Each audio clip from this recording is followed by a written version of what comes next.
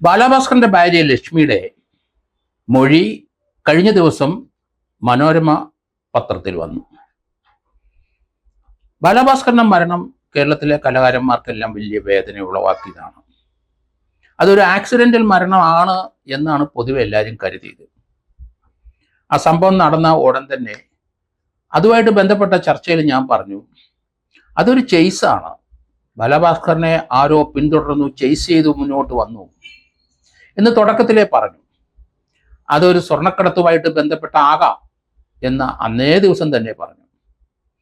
ബാലഭാസ്കർ ഭാര്യയും കുട്ടിയും അപ്പു എന്ന് വിളിക്കുന്ന അർജുൻ എന്ന ഡ്രൈവറുമായി തൃശ്ശൂര് അവിടെ അമ്പലത്തിലെ ഗുരുവായൂർ തൊഴുത് അന്ന് രാത്രി അവിടെ കിടന്ന് അടുത്ത ദിവസം രാവിലെ പോരാനാണ് തീരുമാനിച്ചിരുന്നത്. അവിടെ 2 മുറി 2-3 ദിവസം മുമ്പേ അവിടെ ബുക്ക് ചെയ്തിട്ടുണ്ട്. പക്ഷെ രാത്രി എന്തോ കല്യാണമൊക്കെ ആയിട്ട് ബന്ധപ്പെട്ടൊക്കെ ഒരു 11:30-12 വരെയൊക്കെ അവിടെ ഉണ്ടായിരുന്നു. അതിനുശേഷം മുറി വന്ന് ഉറങ്ങാൻ ശ്രമിച്ച സന്ദർഭത്തിൽ ഡ്രൈവർ പറഞ്ഞ് അത്യാവശ്യമായിട്ട് തിരിച്ചു. അത് ഡ്രൈവറുടെ നിർബന്ധത്തിലാണ് തിരിച്ചതെന്ന് ഞാൻ മനസ്സിലാക്കുന്നത്. അവിടുന്ന് തിരിച്ച് ആ വാഹനം അപകടത്തിൽ നമുക്കറിയാം, പള്ളിപ്പുറം കേരളത്തിൽ കഴക്കൂട്ടത്ത് പള്ളിപ്പുറം CRP ക്യാമ്പിനടുത്ത് വെച്ച് അപകടത്തിൽപ്പെട്ടു. ബാലഭാസ്കർ ഹോസ്പിറ്റലിൽ വെച്ച് മരിച്ചു. ഓൺ ദ സ്പോട്ടിൽ മകള് കുഞ്ഞു കൊച്ച് 2 വയസ്സുകാരി മരിച്ചു. അദ്ദേഹത്തിൻ്റെ ഭാര്യ ലക്ഷ്മിക്ക് വളരെയധികം വലിയ സീരിയസ് ആയ ഇഞ്ചുറി ഉണ്ടായി.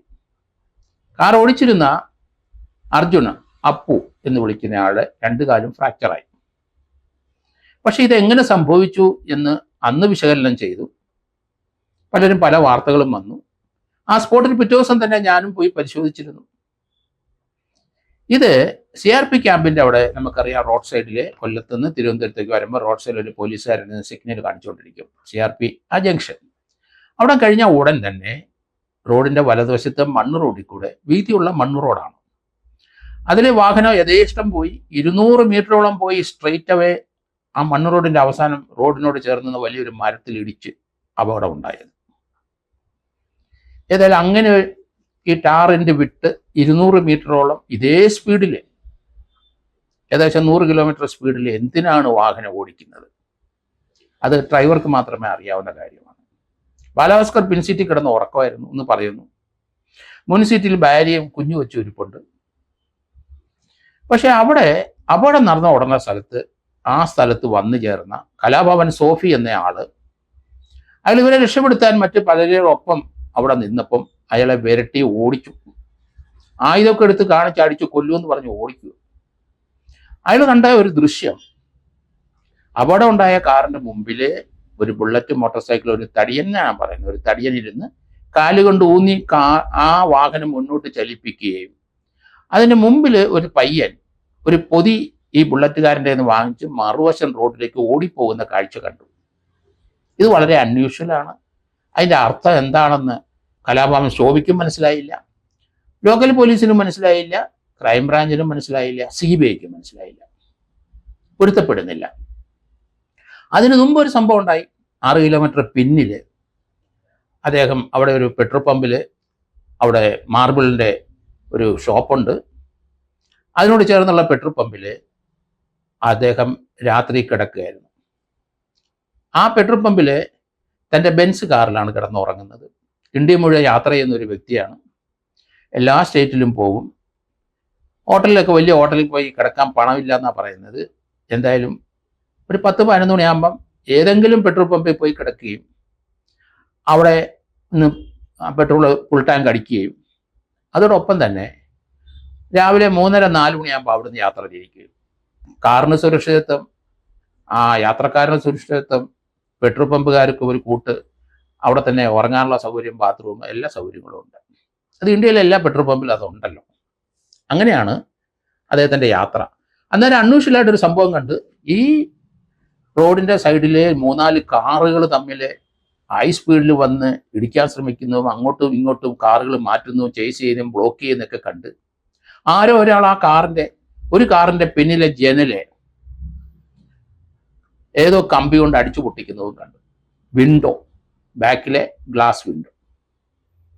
അതിനുശേഷം കാറുകൾ മുന്നോട്ട് പോയി. ബാലാഭാസ്കറിൻ്റെ പുറകെ പോയി. ഒരു 2-3 കിലോമീറ്റർ മുന്നോട്ട് പോയി കഴിഞ്ഞപ്പോൾ ഒരു കാറ് വളരെ വേഗത്തിൽ കൊല്ലം ഭാഗത്തേക്ക് ഓടിപ്പോകുന്നത് കണ്ടു. അതിനുശേഷം ചെന്ന് കഴിഞ്ഞാണ് അപകട സ്ഥലത്ത് എത്തുന്നത്. നേരത്തെ അവിടെ വഴക്കുണ്ടാക്കിയ കാറുകളൊക്കെ അവിടെ കിടപ്പുണ്ട്. അവിടെ ഈ അപകട സ്ഥലത്ത് സിറ്റുവേഷനിലെല്ലാം മനസ്സിലായി ഇദ്ദേഹത്തിന് അവിടുന്ന് വിരട്ടി ഓടിച്ചു. ഇതെങ്ങനെയാണ് പൊരുത്തപ്പെടുന്നത്?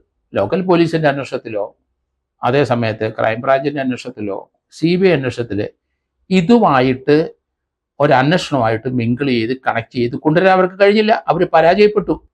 പക്ഷെ ബാലാഭാസ്കറിനെ പ്രതിസ്ഥാനത്ത് ചേർത്തുള്ള ബാലാഭാസ്കറിൻ്റെ ഈ അപകടം കണ്ട ആളെ പ്രതിസ്ഥാനത്ത് ചേർത്ത് ഹറാസ് ചെയ്യുന്നതാണ് നമ്മൾ പിന്നെ കാണുന്നത്. ആ പാവം ഒത്തിരി കഷ്ടപ്പെട്ടു. പക്ഷെ ആ മൊഴി തന്നെ ഉറച്ചു നിന്നു കലാഭവൻ ഷോഫി.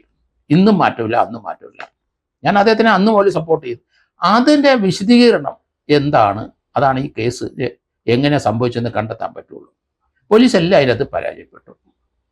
പക്ഷെ ഇപ്പം ഇത്ര വർഷത്തിന് ശേഷം 2024 തൃശ്ശൂർ അല്ലെങ്കിൽ പെരിന്തൽമണ്ണ ഉണ്ടായ 3.5 കിലോയുടെ സ്വർണം ഒരു കടക്കാരൻ പൂട്ടി അയാളുടെ അനിയനുമായിട്ട് വീട്ടിലേക്ക് സ്കൂട്ടറിൽ പോകുമ്പം ആ വാഹനത്തെ ഇടിച്ചിട്ട് അവരെ പരിക്കേൽപ്പിച്ച് 3.5 കിലോ സ്വർണ്ണാഭരണം കൊണ്ടുപോയി. 9 പേര് കാറിലുണ്ടായിരുന്നു. 4 പേരെ നാട്ടുകാരെയും പോലീസും എല്ലാം കൂടെ ചേർന്ന് പിടിച്ചു. 5 പേര് കാറിൽ രക്ഷപ്പെട്ടു. കാറിൽ രക്ഷപ്പെട്ടവർ വീണ്ടും കുറേ പോയ ശേഷം ആ കാർ ഉപേക്ഷിച്ചു. ചെർപ്പളശ്ശേരി കാർ ഉപേക്ഷിച്ചു. ചെർപ്പളശ്ശേരിയിൽ നിന്ന് ഈ സ്വർണവും 350 കിലോ സ്വർണവും 5 പേരും അവിടെ നിന്ന് രക്ഷപ്പെടുത്തിയത് ആരാണ്? ബാലാഭാസ്കറിന്റെ ഡ്രൈവർ അർജുനാണ്. അന്നേ പറയുന്നുണ്ട് ഞാൻ, ഇയാൾ സ്വർണ്ണക്കടത്തുമായിട്ട് ബന്ധമുണ്ട്. കാരണം ബാലാഭാസ്കറിന്റെ മരണത്തിന് മുമ്പ് 2 പ്രാവശ്യം സ്വർണം കടത്തിയ അദ്ദേഹത്തിന്റെ PROമാർ പ്രകാശൻ തമ്പിയാർ അദ്ദേഹത്തിന്റെ മറ്റൊരു PROയും കൂടെ ചേർന്ന് അത് ഏകദേശം 200 കിലോ സ്വർണം കള്ളക്കടത്ത് സ്വർണം കടത്തിയതായിട്ടാണ് പിന്നീട് ആ കേസുമായിട്ട് ബന്ധപ്പെട്ട വിവരങ്ങൾ പുറത്തു വന്നത്. അവർ 2 PROമാർ ബാലാഭാസ്കറിൻ്റെയാണ്.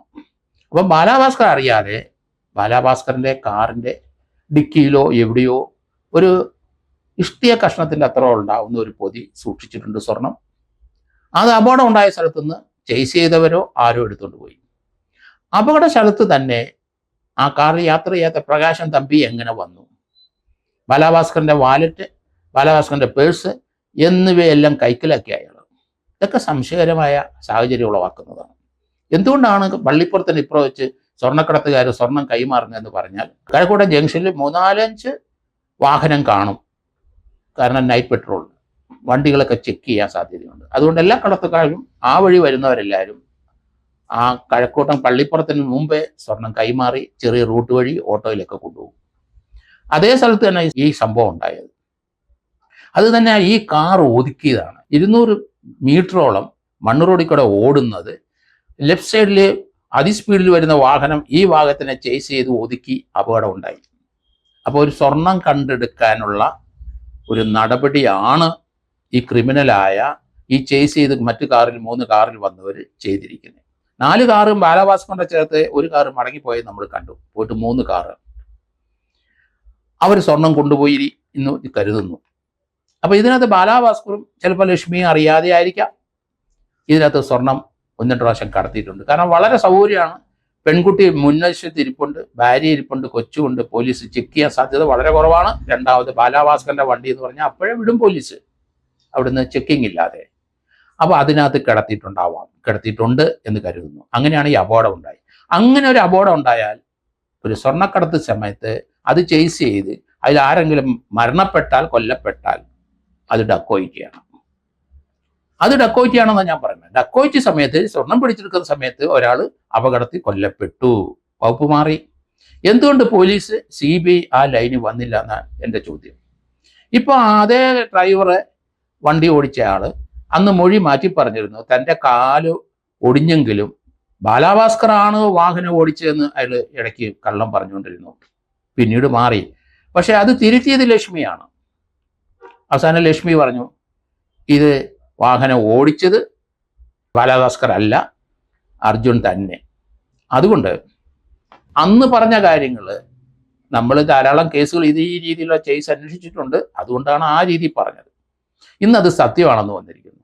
അതുകൊണ്ട് CBI ഈ കേസ് ക്ലോസ് ചെയ്തിട്ടുണ്ടെങ്കിൽ ഓപ്പൺ ചെയ്യണം. ഓപ്പൺ ചെയ്ത ശേഷം ഇത് ഒരു റോബറി ഡക്കോയിറ്റിയിലെ സമയത്ത് ഇതിനകത്ത് അപകടം, ഇരുന്ന സാധനം തിരിച്ചെടുക്കാൻ വേണ്ടിയുള്ള ചേസ് സമയത്തുണ്ടായ അപകടത്തിൽ കൊല്ലപ്പെട്ടു ബാലാഭാസ്കർ.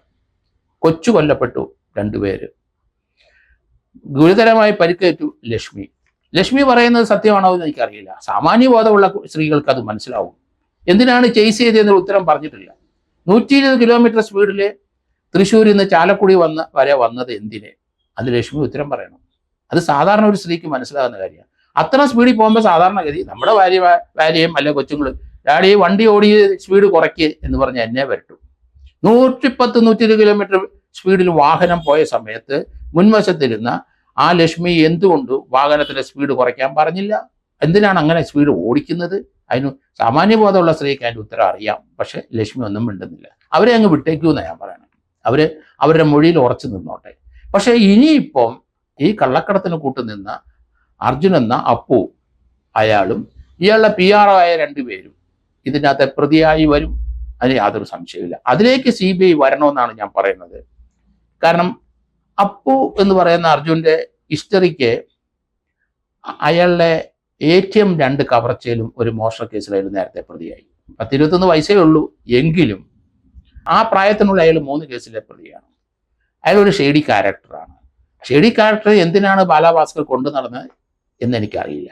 ലക്ഷ്മിയുടെ വീട്ടുകാരാണ് അത് പ്രപ്പോസ് ചെയ്യുക. അവരുടെ ആയിട്ടും അടുപ്പ ബന്ധം ഉള്ള ആളാണ് അപ്പു എന്ന അർജുൻ. അതെല്ലാം കൂട്ടി വായിക്കുമ്പം ഇതൊരു ചേസ് ആണ് എന്ന് അന്ന് ഞാൻ പറഞ്ഞത് കൃത്യമായി അതിപ്പോൾ ഉറപ്പായി. അതുകൊണ്ട് ബാലാഭാസ്കറിൻ്റെ കേസ് അന്വേഷിക്കുന്ന CBI ദയവ് ചെയ്ത് ഈ പുതിയ എവിഡൻസ് വന്നുകൊണ്ട് ഇതുമായിട്ട് കണക്ട് ചെയ്ത് അത് റീഓപ്പൺ ചെയ്ത് മുന്നോട്ട് കൊണ്ടുപോകണമെന്നാണ് ഞാൻ പറയുന്നത്. കലാഭവൻ ശോഭിയുടെ സ്റ്റേറ്റ്മെന്റ് അന്ന് CBIക്ക് പോലും മനസ്സിലായിട്ടില്ലെങ്കിൽ ഇപ്പം മനസ്സിലാക്കിക്കോളൂ അതിനർത്ഥമുണ്ട് എന്ന്. അതിൽ തന്നെ അദ്ദേഹം ഉറച്ചു നിൽക്കുന്നു. ആ സംഭവ സ്ഥലത്ത് ഒരു KSRTC ഡ്രൈവർ വന്ന് നിന്നിരുന്നു. പിന്നീട് അയാളെ ഈ ബാലാഭാസ്കറിൻ്റെ ആങ്കർമാരായിരുന്ന 2 പേരുടെ ഉത്തരവാദിത്തത്തിൽ അയാളെ ഗൾഫിലേക്ക് ജോലിക്ക് അയച്ചു എന്നും അന്ന് അയാളത് സമ്മതിക്കുകയും ചെയ്തിട്ടുണ്ട്. അയാൾ പറഞ്ഞ മൊഴി അയാൾ മാറ്റി. എങ്ങനെയാണ് സംഭവ സ്ഥലത്തു നിന്നുണ്ടായിരുന്ന ആ വാഹനത്തിൽ യാത്ര ചെയ്യാതിരുന്ന ഈ അദ്ദേഹത്തിൻ്റെ PR പ്രകാശൻ തമ്പിയും മറ്റും ആ സ്പോട്ടിൽ വന്ന് എങ്ങനെ? അതിനി ചിന്തിക്കണം. അപ്പോൾ അവരവിടെ വെയിറ്റ് ചെയ്യായിരുന്നു എന്നുള്ളതാണ്. അതിനിപ്പുറം വെച്ച് കൈമാറണം, അതായിരിക്കണം. ഏതായാലും ഈ ഒരു കേസിൻ്റെ മുന്നോട്ടുള്ള അന്വേഷണം ഇനി പുതിയതായി ആരംഭിക്കണം. ഈ പുതിയ വിവരത്തിൻ്റെ പശ്ചാത്തലത്തിൽ തന്നെ 3-4 വാഹനം അത് കണ്ടെത്തണം. ഈ വാഹനം പാലക്കാട് ലോക്കൽ പോലീസിലെ 2 സൗത്തും നോർത്തിലുള്ള ആ പോലീസ് സ്റ്റേഷൻ്റെ അവിടെ പിന്നീട് ഏതോ കേസുമായിട്ട് ബന്ധപ്പെട്ട് ഈ 3 വാഹനം അവിടെ പിടിച്ചിട്ടിരുന്നു. അത് കണ്ട് തിരിച്ചറിയാൻ കലാഭവൻ ശോഭിക്കറിയാം. അതിൻ്റെ നിറവും അതൊക്കെ വെച്ച് കണ്ട് അദ്ദേഹം തിരിച്ചറിയാം.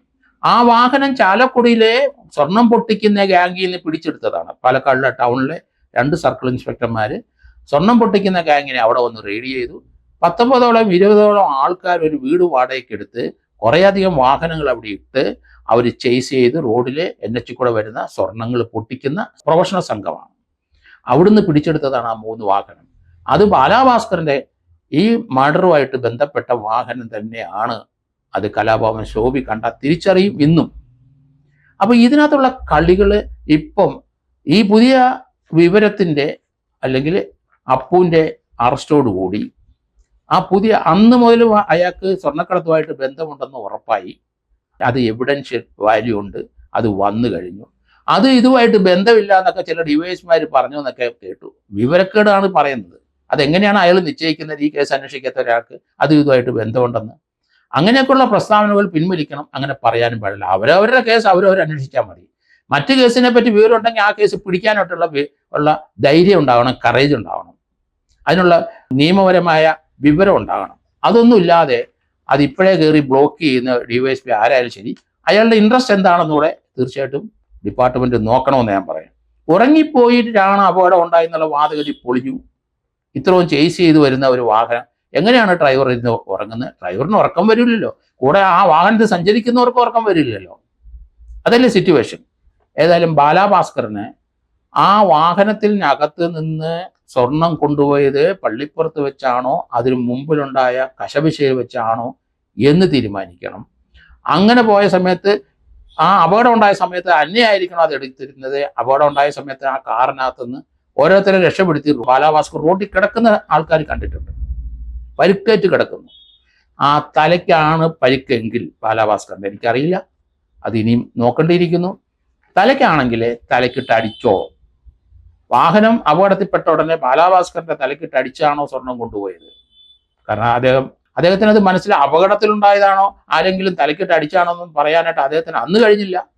എങ്ങനെയാ മുറിവ് ഉണ്ടായെന്ന് അദ്ദേഹത്തിന് അറിയില്ല. അത് ഇന്നും അന്വേഷിക്കേണ്ടിയിരിക്കുന്നു. മുറിവിന്റെ നേച്ചർ അതൊരു അപകടത്തിലുണ്ടാകുന്ന നേച്ചർ അല്ല എന്നാണ് ഞാൻ മനസ്സിലാക്കിയിരിക്കുന്നത്.